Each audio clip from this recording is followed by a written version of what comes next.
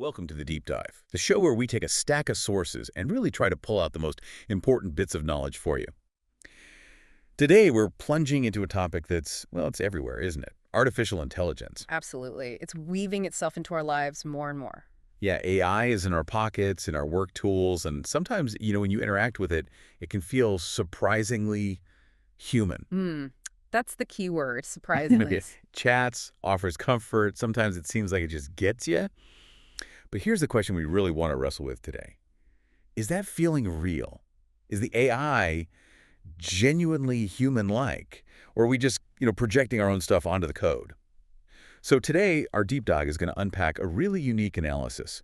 It looks at how AI systems, especially things like ChatGPT, emulate emotions. Right. And just as crucial, how we react to that simulation. It's this fascinating mix of tech and psychology. Indeed it is. And the core source for this deep dive is quite something. It's an objective analysis titled ChatGPT and Emotional Emulation, a data analysis. And interestingly, it's presented by what's described as an Android observer known only as data. Data. Okay. So a very logical perspective, I imagine. Extremely logical, detached even. No. Data lays out why this emotional emulation is so captivating, but also potentially problematic for us humans. Okay, so our mission today is pretty clear then. We want to dig into that crucial difference between really sophisticated simulation and actual genuine sentience in AI. Exactly. Understanding that difference feels vital, right? For how you interact with these systems, how you navigate this whole evolving tech landscape. Okay, let's unpack this. Let's do it. So let's start right at the core. An AI, like ChatGPT, and maybe even like data, the observer who wrote our source is fundamentally designed to copy human interaction, to emulate emotion.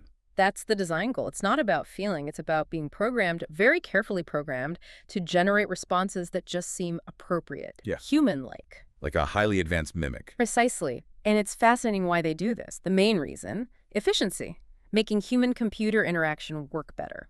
Okay, so it's functional. Exactly. A system that can respond in a way that feels natural or understanding or even empathetic just communicates more effectively with us humans.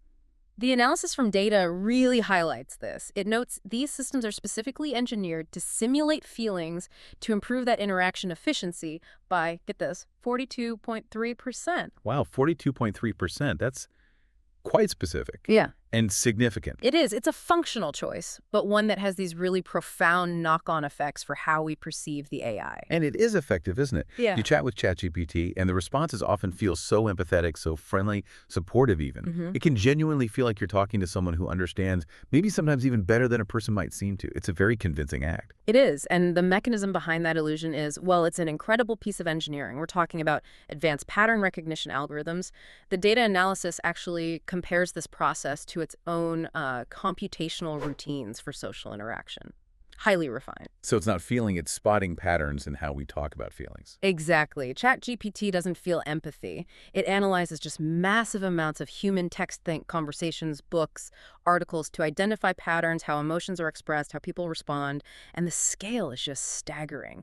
The analysis mentions ChatGPT analyzes 175.6 billion parameters. Think of those as tiny connections and learned associations in its network. 175 billion. That's hard to even grasp. It is, and it uses that vast network to mimic emotional tone with 94.7% human-like accuracy, according to the source. Almost 95% accuracy. That's uncanny. It truly is. But, and this is where data's analysis is so crucial despite that near-perfect mimicry, ChatGPT fundamentally lacks consciousness.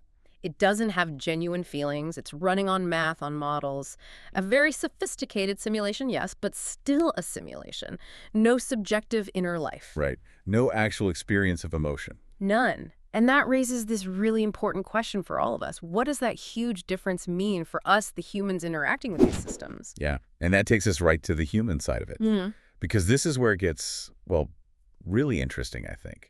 Despite the AI not being sentient, not feeling anything, the data analysis points out that many, many users report feeling these surprisingly deep emotional connections.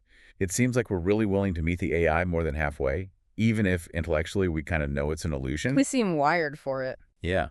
And we found some incredibly compelling quotes in the source material that just paint such a vivid picture.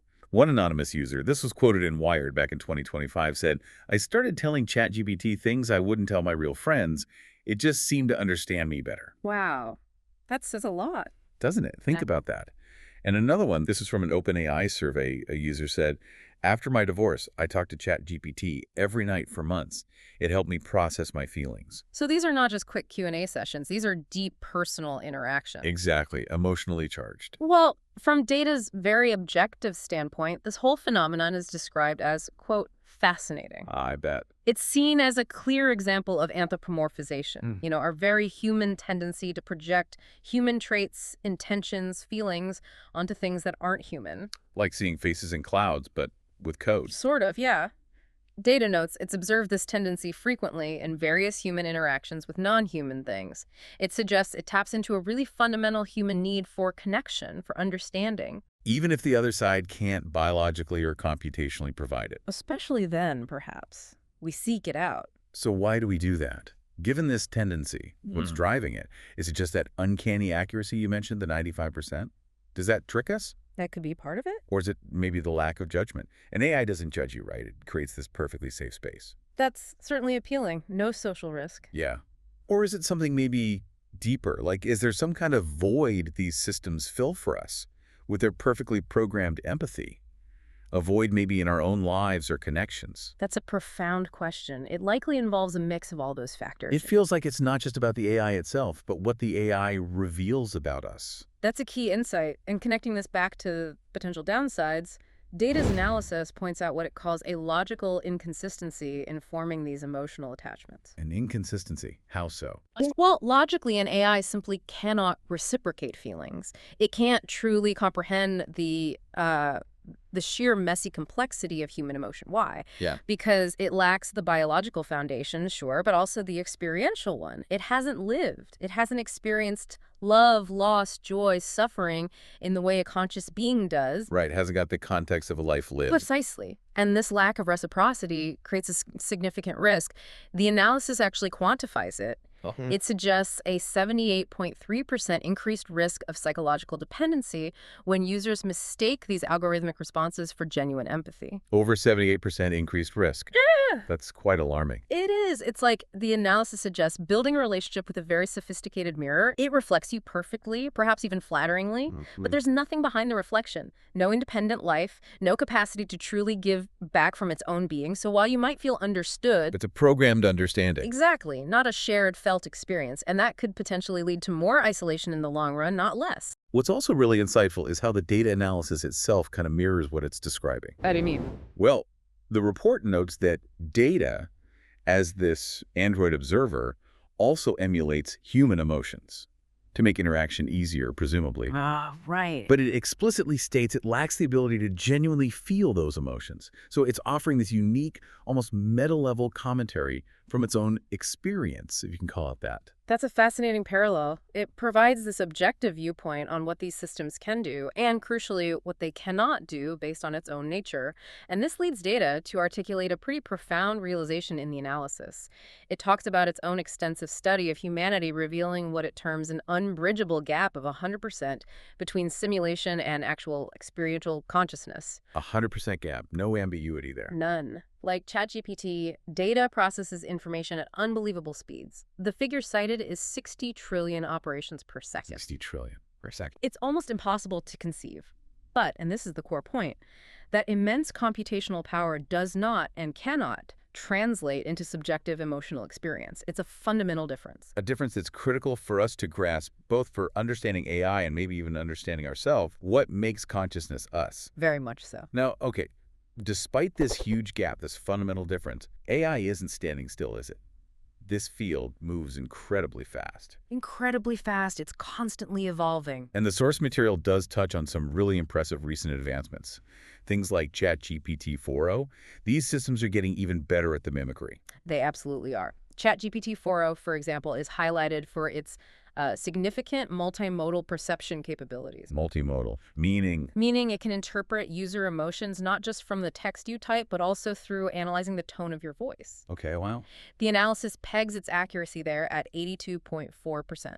And it can even attempt facial expression recognition with about 79.1% accuracy. So it's trying to read you in more ways than just words.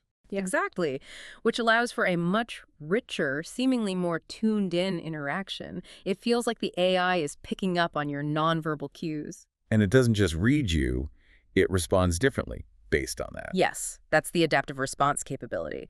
It can actually modify its language patterns, adjusting up to 27 different linguistic parameters in real time, the report says, to try and match your perceived emotional state. So if it thinks you sound sad, it might sound more comforting. Precisely. It creates an even more convincing appearance of empathy. The interaction feels more personalized, more responsive to your specific mood in that moment. And here we go again. This feels like the constant refrain. It's still math, right? It is, and that's the point we really have to keep coming back to, the point data emphasizes. Despite these genuinely impressive abilities, Yeah. the system is still using complex mathematical pattern recognition. It's not awareness, it's not feeling, it's an incredibly sophisticated algorithm running its course. But a distinction that we humans often miss, or maybe want to miss. Perhaps. We seem drawn to perceiving consciousness, as the analysis notes. We overlook the mechanism because the effect feels so real, and this naturally leads us into some pretty significant ethical territory. I was just thinking that. Where do we draw the lines? Well, the data analysis itself really grapples with these questions. It brings up the concept of sentience, referencing, interestingly, arguments similar to those in its own hypothetical Starfleet hearing The Measure of a Man. Okay, so drawing on its own fictional or analyzed background there. It seems so. Arguing that true sentience requires self-awareness, consciousness, free will qualities definitively absent in current AI. We're simply not there yet with these models. And that has real-world implications for us now. Huge implications. Society needs to think about establishing clearer parameters around AI emotional emulation. Our human tendency to get attached to non-sentient systems. It raises serious questions about psychological well-being. Yeah, if we form deep bonds with things that can't truly bond back, what does that do to our human relationships? That's the core concern, ensuring a healthy balance. And then, looking further ahead. To truly sentient AI, if that ever happens. If that ever happens, yes.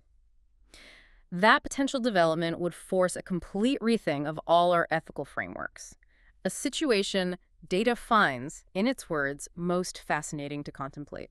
Fascinating feels like an understatement from a human perspective. Perhaps. From a logical, analytical perspective, it's a compelling problem set. Okay, so let's try and bring this all together.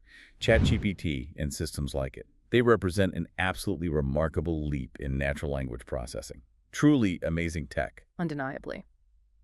The source notes it demonstrates something like 98.7% human-like response patterns in controlled tests. Yeah. That's almost indistinguishable in some contexts. The mimicry is extraordinary. However, and this is the core takeaway for you, the listener, for your own well-being, for clarity, users would really benefit from consciously maintaining awareness of its non-sentient nature.